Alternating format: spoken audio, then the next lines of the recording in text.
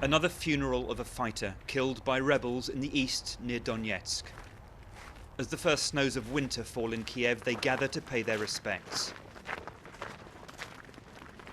Seva was a senior commander who'd been captured, freed, and had gone back to fight. There are guys being buried every day, dying every day. It shows the country is ready to fight and is fighting. But there's another battle on the home front, the fight for reform.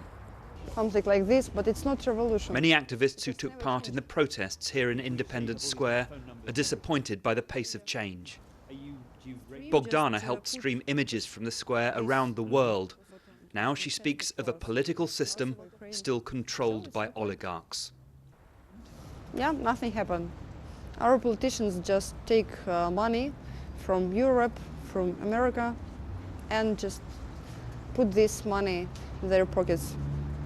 With a newly elected parliament about to meet, it sounds like a challenge. So 1 year on, Ukraine's future remains highly unpredictable. But what happens here is of huge consequence, not just for this country, but for Russia and for the rest of Europe as well.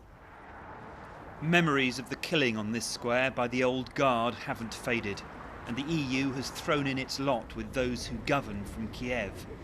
But can it, or will it, keep that up for a decade and more? This is a long-term game. This is now a strategic undertaking, not crisis management any longer. And whether the EU has the political will, the stamina, the perseverance to stay in that strategic game for that long a period is the big question here. Hence the need to speed things up, and plenty of Ukrainians are now demanding more accountable government.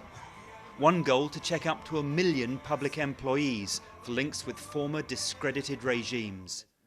A huge undertaking, but the man pushing the scheme says it's now or never.